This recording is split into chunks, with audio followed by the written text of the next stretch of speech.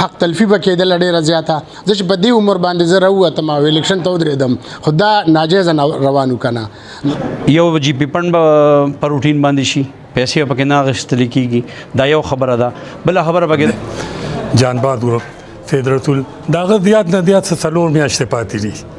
دا مقصد دی هغه چې یاره مونږ ټول اوپر چې دی پیرا میډیکل ایسوسیشن د مونږ دغه یو تدر و هغه پسې مونږ ولاړو، مونږ هغې له ووټونه ورکړو.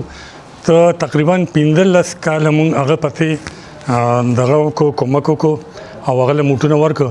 خو مونږ دې لاغلو مونږ د هغه څه دغه نه کوو.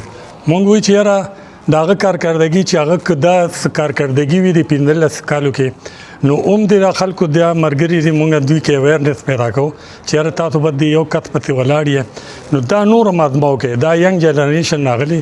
مونږ دا هلکان سپورټ کوو چې کم مونږ سره ینګ دغه دي دا کې پیس صاحب دی دا دلته په دې شبقدر کې مونږ سره دغه وکړو چې یاره مونږ د دې خلکو د مافیا خلاف چې دی نو زه یو آغاز کوم.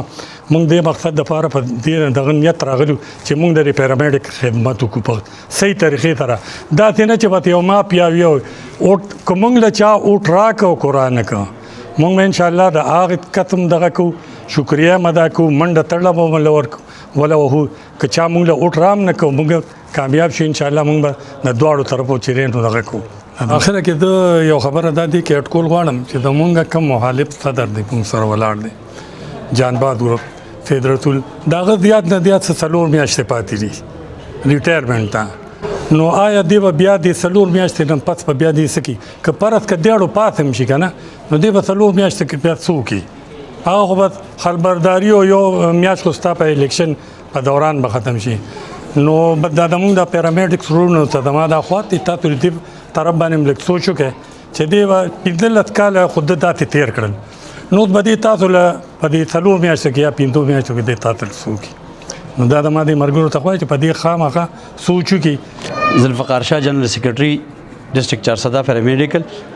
زه تړون دا زما ارادم دا او دا زما یو مهم دی چې زما سره آی ایچ پی مرګري دي، گاوی مرګري دي، زما مرګرو دا ټرانسفر دا اډرونه دا کینسل کیږي. خو مین مسله هغه دا ده چې د هغوی تنخواګانې د هغوی پرمننټ کېدل د دې دپاره موږ ډېر غټ کوشش کوو. جي یو جی پي فنډ به په روټین باندې شي، پیسې به پکې نه اخیستل کېږي، دا یو خبره ده. بله خبره پکې دا ده چې موږ د آی ایچ پي والا نه دي دا منشن کوو ځکه بار بار چې دوی ایج زیاتیږي او موږ وایو چې دا پرمنټ شي نو دا به ډېر ښه خبره وي. گاوی والا او آی ایچ پی والا مسله دا ده چې دا ټول موږ سره مافیا ګروپ ولاړ دی خلاف زمونږه. موږ دا رستو کول غواړو. موږ وایو چې موږ د خپل پیرامیډیکل موږ خدمت وکړو نو بس په دغه وجه باندې موږ روت یو جي او دا زمونږ دغه دی میشن دی. جي دا زما درانه مشران دي د ضلع چارسدې دغه ګروپ نه موږ ولاړ یو مخلص گروپ نه. دا نوم د مخلص دی او موږ ولاړم د مخلص انداز باندې یو. موږ د یو یونیټي د دې دپاره راوتي یو چې د خلکو خدمت وکړي شو. تیر لسو کالو کې هم دوی خدمت کړی دی او الحمدلله په دې لږه موده کې به موږ به هم تاسو ته انشاءالله ثابت کوو. دا د حق تلفي به کېدل ډېره زیاته. زه چې په دې عمر باندې زه راووتم او الیکشن ته ودرېدم خو دا ناجیزه روان و که نه نو زه الحمدلله زه خلکو ته ښیم چې د جمهوریت څه شی دی او یونیټي څه شی دی.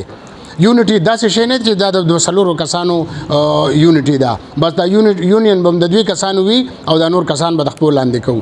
دا ظلم زیاتې دی او د 10 کالو راسې دوی ولاړ دي. لږه مقامول هم راکړی که نه مونږ ته الحمدلله دا مې هم درته ثابته کړې ده د زه په یونین کې نه مما او الحمدلله د دې د اواز دپاره د حق دپاره زه راغلی ما اواز کړی دی.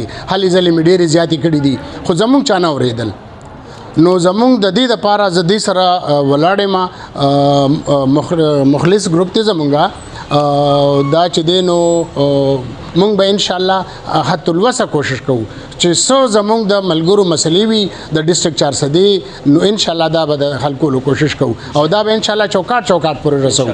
داسې نه چې بایدوی به چاته سلام کوو چې بس دا کال او دغه دی هلته ځه او دغه هلته ځه.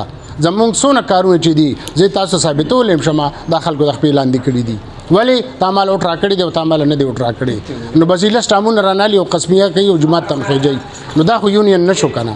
کته پاس شوی او که پیل شوی خو دا خو ستا ورکر دی دته به په اخلاص ملاویږي په مینه به ملاویږي داسې نه چې ته به د خپل لاندې کوي چې زه د هغوی په اواز باندې او د هغوی په جړه په فراق باندې زه راپاڅېدلی ما دې کې زما داسې غنو خواهش نو چې زه راشم زه د صدر شم او نه زه د دوی د حق لپاره راوتم او حق به غواړم او چې څنګه غواړم زه به دوی له حق ورکوم او د خدای په فضل چوکاټه پورې به ول رسوم